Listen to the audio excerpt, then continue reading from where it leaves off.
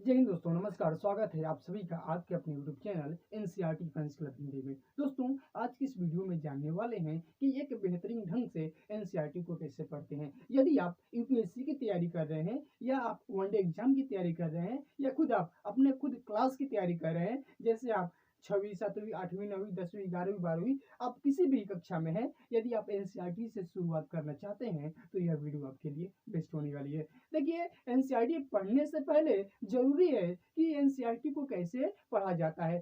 साथ ही साथ मैं इस वीडियो में आपको एनसीईआरटी के महत्व को भी समझाऊंगा कि आखिर में एनसीईआरटी क्यों पढ़ना चाहिए। जैसे कि हम कोई भी प्रिपरेशन करते हैं, चाहे वनडे एग्जाम हो, चाहे यूपीएससी का ही लिया जाए, तो हम जो भी प्रिपरेशन करते हैं तो टीचर्स का मानना रहता है या कोई भी बताता है कि सबसे पहले आप शुरुआत कहाँ से करें, एनसीईआरटी। तो आखिर में एनसीईआरटी की क्या क्या खास बात है, हमको एनसीईआरटी से ही क्यों शुरू करना चाहिए, इस वीडियो में आपको बताने वाला हूँ। तो दोस्तों, एनसीईआरटी कैसे पढ़े, इससे अच्छा वीडियो आपको पूरे यूट्यूब पर कहीं नहीं मिलेगा। ये पूरे दावा के साथ कह रहा हूँ। आप वीडियो के अंत तक बने रहिए, एकदम हर एक चीज को, हर एक पॉइंट्स को, हर एक स्ट्रेटजी को, हर एक टिप्स को, सब कुछ आपको बताने वाला हूँ। तो चलिए वीडियो को स्टार्ट करते हैं। देखिए, एनसीईआरटी एनसीईआरटी का पूरा नाम क्या है? National council of educational research and training. NCERT का पूरा नाम क्या है? National council of educational research and training.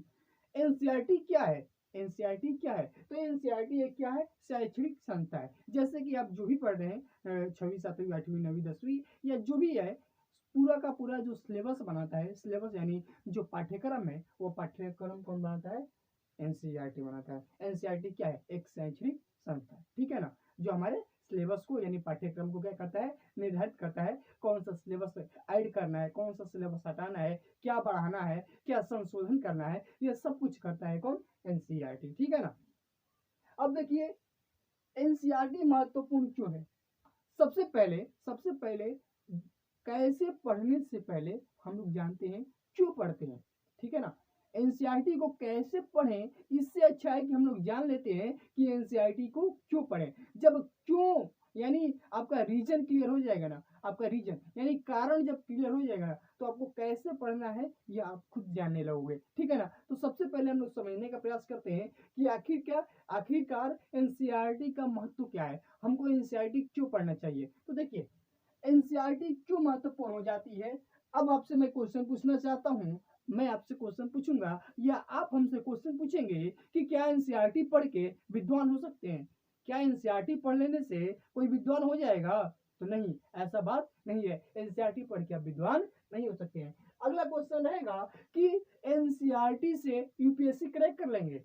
हम एनसीईआरटी पढ़ लेंगे तो यूपीएससी क्रैक थोड़ी ना हो जाएगा, ठीक है ना। तो आखिर में क्यों एनसीईआरटी पढ़ना है? जब एनसीईआरटी पढ़कर हम विद्वान नहीं हो सकते हैं और एनसीईआरटी से यूपीएससी क्रैक नहीं हो सकता है, तो हम एनसीईआरटी क्यों पढ़ें, आखिर में इतना महत्व क्यों दिया जाता है। तो चलिए इसके इंपोर्टेंट पॉइंट्स को जानते हैं। देखिए, ध्यान से सुनिएगा, सब कुछ महत्वपूर्ण चीजें है। इंपोर्टेंट पॉइंट्स क्या है? देखिए, एनसीईआरटी बताने की जगह समझाने पर बल देती है। यानी जो साइड बुक है, साइड बुक वर्सेस एनसीईआरटी में देखा जाए, साइड बुक और वर्सेस एनसीईआरटी को देखा जाए, तो जो साइड बुक है वो आपको चीजों को बताती है। जैसे कि यदि लोकतंत्र बताना हो, यदि संविधान बताना हो या कुछ भी चीज बताना हो, तो साइड बुक आपको तुरंत वो चीजें क्या कर देगी? सरल भाषा में बता देगी। लेकिन एनसीईआरटी क्या करता है? एनसीईआरटी आपको घुमा के आपके माइंड को वॉश करते हुए क्या करता है? समझाने का प्रयास करता है। कैसे? चार्ट के माध्यम से, इमेज के माध्यम से, कार्टून के माध्यम से और बहुत सारे एग्जाम्पल के माध्यम से। तो अब देखिए, आपको डायरेक्ट बताना ठीक रहेगा या आपको समझाना ठीक रहेगा? आपको समझाना ठीक रहेगा। अब इसका महत्व क्या रहेगा? जब आप समझेंगे तो आपके जो मेमोरी है, मेमोरी में वो चीजें लॉन्ग टाइम तक क्या रहेगा? बना रहेगा। ये क्या होता है? समझने का महत्व होता है। तो एनसीईआरटी बताने की जगह क्या होता है? समझाने पर बल देती है। और एक चीज कह रहा हूं, यदि आप साइड बुक को पढ़ के रट्टा मार के याद कर लेते हो तो वह 7 दिन 10 दिन 20 दिन रहेगा। लेकिन जब समझोगे ना तो वह आजीवन क्या होगा? बना रहेगा, ठीक है ना। आप क ख ग घ, आप ABCD आप नहीं भूलते हो। क्यों? क्योंकि आप उसको इमेज के माध्यम से, ए से एप्पल, यानी जब आपको उसमें इमेज दिया जाता है तो वो चीज़ें आपको क्या है, अभी भी याद है, ठीक है ना? तो इमेज के माध्यम से ये चीज़ होती है कि मेमोरी में लॉन्ग टाइम तक चीज़ें या डाटा क्या रहती है, याद रहती है, ठीक है ना? तो पहला पॉइंट जान गए। अब देखिए दूसरा, पढ़ने की जगह सीखते हैं।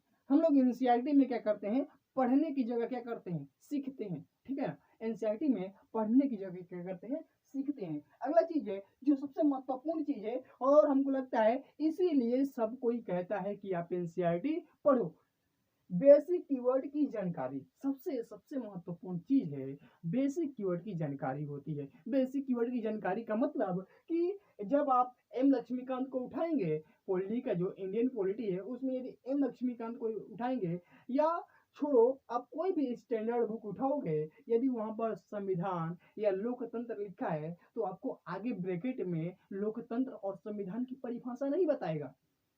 आपको कहाँ जानना पड़ेगा, आपको छोटी छोटी किताबों से उसकी परिभाषा को, उसकी समझ को विकसित करना होगा। आप छोटे किताबों में उठाएंगे तो वहां पर आपको संविधान की परिभाषा बताएगा, लोकतंत्र की परिभाषा बताएगा, क्या होता है, कैसे होता है, कितनी जरूरत है, ये चीजें बताएगा। लेकिन स्टैंडर्ड बुक में वो चीजें नहीं बताया जाता है। इसलिए कहा जाता है कि जब आप स्टैंडर्ड बुक को डायरेक्ट टच करेंगे तो आपको वो चीजें समझ में नहीं आएगी। जब एनसीईआरटी की कीवर्ड जानकारी रहेगा, यानी कीवर्ड का मतलब जो शब्दावली, शब्दावली मालूम रहेगी, तो आप उस चीज को वहां पर जाओगे तो अच्छे तरीके से पढ़ोगे, ठीक है ना?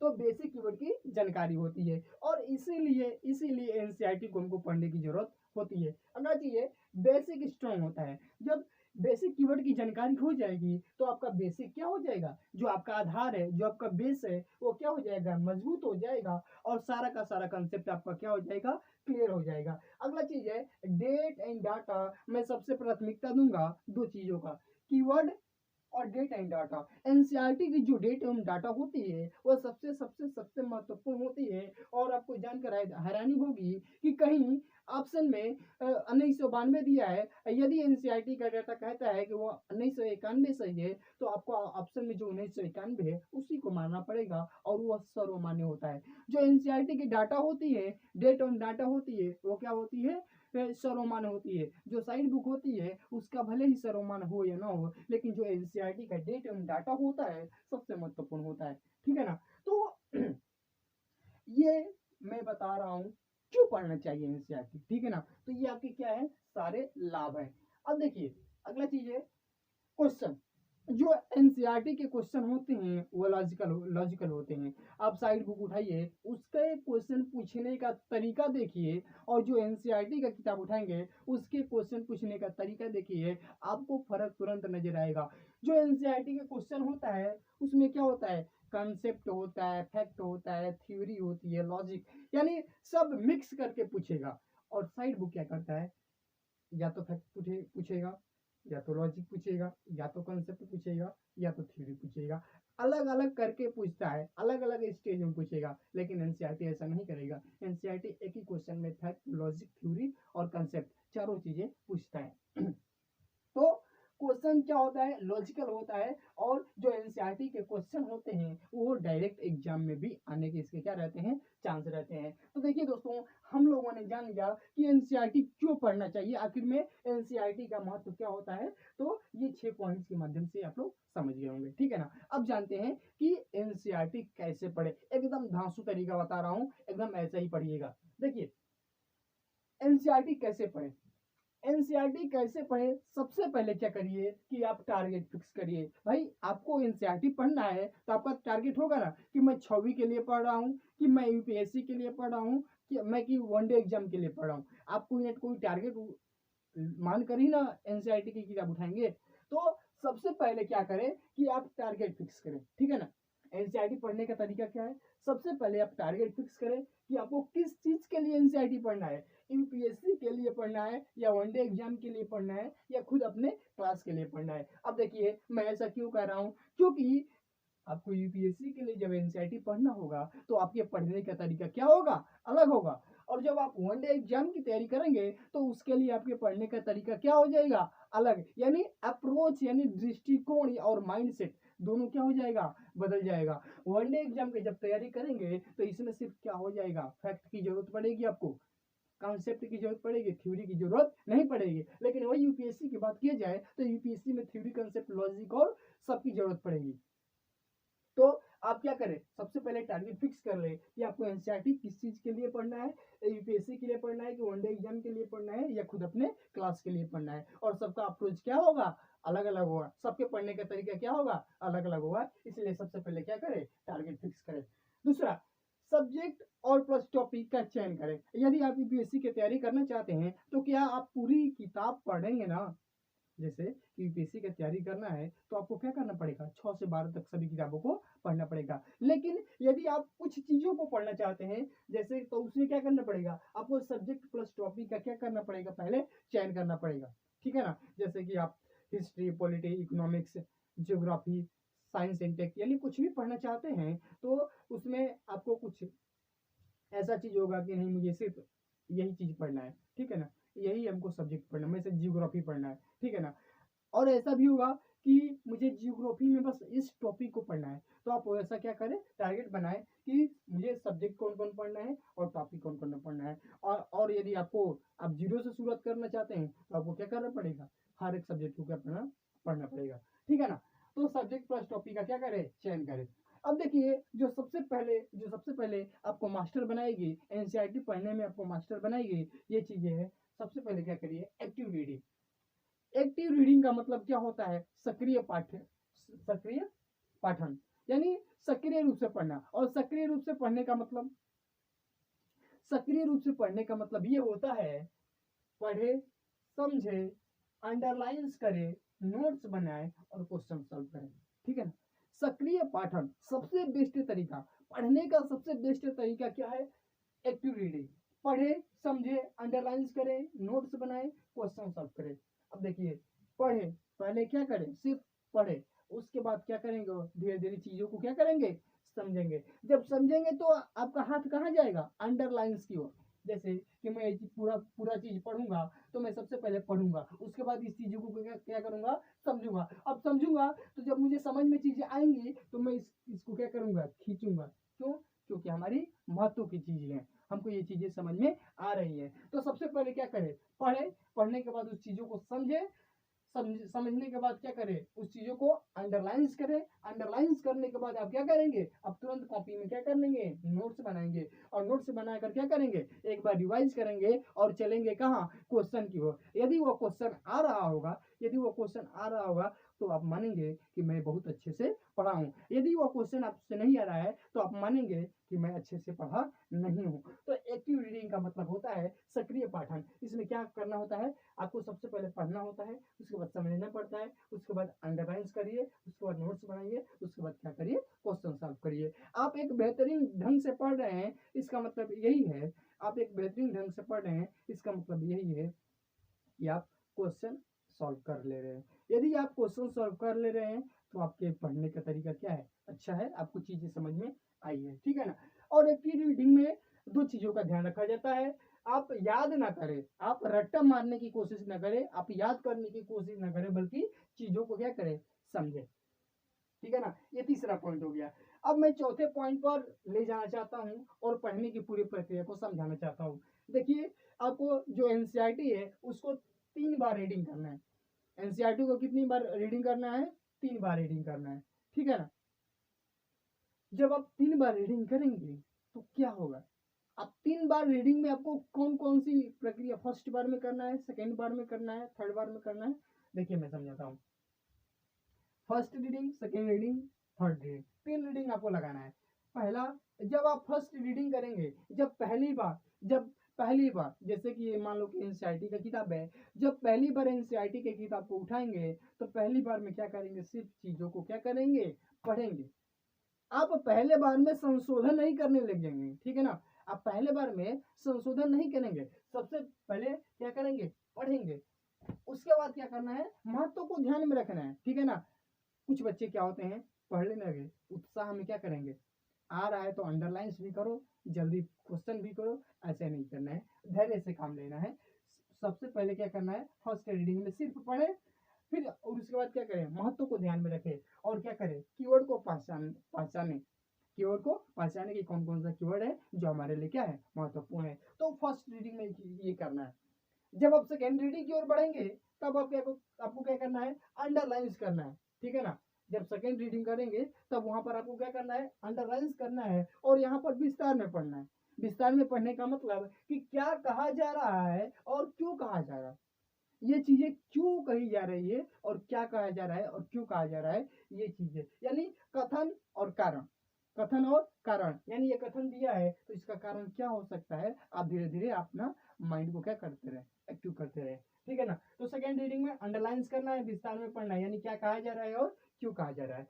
जब आप थर्ड रीडिंग की ओर आएंगे तो थर्ड रीडिंग में आपको क्या करना है, नोट्स बनाना है और क्वेश्चन सॉल्व करना है। सबसे जबरदस्त तरीका है पढ़ने का, ऐसा ही यदि पढ़ेंगे, देखो मैं सिर्फ पढ़ने पर फोकस किया, महत्व को ध्यान में रखने के लिए कहा, उसके बाद कीवर्ड पहचानने के लिए कहा। जब और आगे बढ़े आप तो मैंने कहा कि अब अंडरलाइन करना चालू कर दो। उसके बाद मैंने कहा कि थोड़ा डेप्थ में जाओ, यहाँ पर सिर्फ ऊपर ऊपर पढ़ लिए, यहाँ पर विस्तार में पढ़ लो, विस्तार में पढ़ने के बाद नोट्स बना लो और नोट्स बनाने के बाद तुम क्या कर लो, क्वेश्चन सॉल्व कर लो। ये सबसे बेहतरीन तरीका है पढ़ने का। अब देखिए 4 पॉइंट हो गया। अब देखिए 5वां पॉइंट, जल्दी जल्दी समाप्त करने की कोशिश नहीं करना है, जल्दी जल्दी समाप्त करने की कोशिश नहीं करना है। क्या होगा, जल्दी जल्दी पढ़ने लगेंगे तो क्या होगा, जल्दी जल्दी पढ़ते हैं तो आप महत्व की चीजों को भूल जाते हैं। आप सिर्फ पढ़ने के यानी जब खत्म करने की कोशिश में रहते हैं तो आप बहुत चीजें क्या करते हैं, खो देते हैं। आप उन लाइन्स को भी छोड़ देते हैं जो आपको समझ में नहीं आता है। जो समझ में आता है आप कहते हैं कि पढ़ो और निकलो। देखिए आप जल्दी जल्दी एनसीईआरटी को खत्म करने की कोशिश न करिए, क्योंकि एनसीईआरटी की जो एक लाइन है, जैसे मैंने कहा 1, 2 और एक नीचे 3 लाइन है। यदि आप किसी भी लाइन को छोड़ते हैं, 3 लाइन से यदि बीच वाले लाइन्स को छोड़ दिए तो जो बीच वाली लाइन से इसका लिंक ऊपर वाले लाइन से भी होगा और इसका लिंक नीचे वाली भी लाइन से होगा। यदि इसको खींच ली, इसको नहीं पढ़े, ऊपर वाले पढ़े नीचे वाले पढ़े, आप लिंक नहीं कर पाएंगे। जो एनसीईआरटी की हर एक लाइन होती है वो एक दूसरे से क्या होती है, लिंक होती है। एक दूसरे से क्या होती है, लिंक होती है। एक एक लाइन छोड़ने का मतलब आप 2-3 फैक्ट को क्या कर दिए, छोड़ दिए। 2-3-4 लाइन जो ज्ञान की बातें हैं आप उसको क्या कर दिए, मिस कर दिए। तो ठीक है ना, जल्दी जल्दी समाप्त करने की कोशिश नहीं करना है, धैर्य से पढ़ना है। हर एक लाइन महत्व के विषय होते हैं।